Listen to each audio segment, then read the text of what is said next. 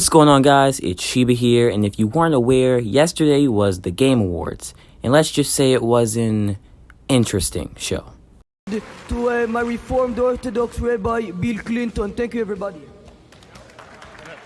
Overall, I think it was an okay show. There were some nice announcements, like a new Bayonetta game. It's been confirmed that Batman's going to be in the new Suicide Squad game, played by Kevin Conroy. But in this video, I want to talk about one of my most anticipated games, Tekken 8. Shortly after the Game Awards, there were some renders that were revealed for the game, and in this video, I kind of want to review those renders and see if they've upgraded or degraded from the past entry. Now, I can't really start off a video like this without starting off with arguably the main character of the series, Kazuya Mishima. Now, it's pretty obvious that in this entry, Kazuya will be playing the villain part as Jin, his son, will be playing the main character part. And I gotta say, he is really rocking the villain part. I'm loving the jacket. But one of my favorite parts about this design, which may or may not actually be something that's there, is Kazuya's hair. If you pay closer attention to Kazuya's hair, although it may be a reflection, you can kind of see some gray parts in his hair, which reminds me a lot of Heihachi, which is his father. Now, once again, I could be making this up, and it could simply be realism, like a reflection from a mirror or something like that.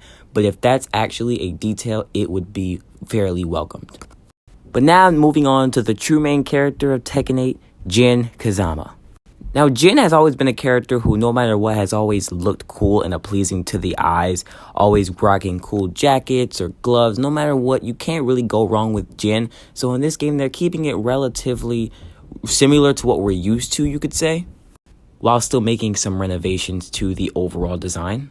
The jacket is one of the biggest parts of this design. I don't think this is actually his fighter design, but it's definitely going to be what he's rocking in the actual story mode, I'm sure.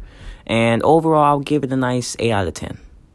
Now, one of the most talked about parts of the Game Awards trailer has been the return of Jun Kazama, who, if you don't know, is Jin's mother, who only makes a few appearances in the series. She was in Tekken Tag Tournament 2, but since that's not really a mainline game, most people don't consider it a part of the actual series. So it's safe to say that this is her first true return after over 20 years. And because of that, I don't really care too much for her design. I'm more so just excited that she's going to be back a part of the story to probably support Jin in either dream or even nightmare sequences. So I'm just going to leave her design up to you guys in the comments. Now, next up on the list is Lars, who is arguably one of, if not the most controversial character in Tekken history, based off of the fact that he was kind of pushed into the main character slot during the Tekken 6 story mode, and people just don't like him, especially since he kind of breaks the realism a lot of people felt. But I think his design is just sort of okay. I think even if you give him the best attire out of anybody, the hair he has kind of kills it off anyways. So I'm just going to say it's good, but not bad, but not really that good anyways. So I'm going to give it a nice 6. Now, Jack's design in this game is definitely the most robot he's ever been. Me personally, I kind of prefer it when he looks more like a human, but I will admit this more cyber look to him is pretty nice. Really interested to see what they'll do with this character, but for the design, I'll give it a 7 out of 10. Now, moving on to my second favorite design here, and that is Martial Law. Now, seeing Martial Law in what seems to be an entirely new art style was a massive shock during the trailer. He's a lot more buff. He's seen using nunchucks more as a part of his moveset rather than just a special item.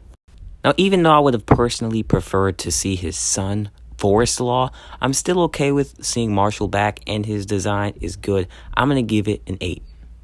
Moving on to the next character, we have King. Now, in my opinion, King is similar to Jin, as in he's one of those characters that no matter what, you can't really go wrong with, and has a pretty similar design, or at least similar features each time we see him. And in a similar situation to Lars, I don't think the costume is terrible, but I don't think it's fantastic, so I'm just going to give it a safe rating and give it a 7 out of 10. Now, there is one design that I saved last, and specifically for last, because of how fantastic I think it is, and that is Paul Phoenix. Now, in the Game Awards trailer, you can only see him for about 1.5 seconds, but boy, those 1.5 seconds were glorious, because if you can't tell, his hair is down, similar to how it was in Tekken 4, which although may get some hate, I personally believe is the most underrated game in the series. Don't get me wrong, I love the classic hairstyle. It's funny and it really represents what the series used to be, but I've always preferred it when he put his hair down, as I think it represents a more serious version of himself and just shows the more realistic side and how dark the series can be. Now enough with the hair. The costume itself is simple, but that's what I like about it. The gloves are cool, the jacket is cool, the boots are cool, and I am a big fan of the knee pads as well as the scarf. And honestly, there's just something about this outfit that makes me put it over all the other characters that we've seen so far. And if you can't see my Paul Phoenix bias, I think it should be a bit more obvious now, as I'm going to give this design a 10 out of 10. Now, to be clear, I know this design for the new game isn't perfect by any means. It's just my inner fanboy that puts it this high. And with that being said, we're going to end the video off here. If you liked it, make sure to like, comment, and subscribe. And let me guys know if you want more gaming content like this. But with that, Sheba out. Content Creator of the Year. And the Game Award goes to God of War Ragnarok.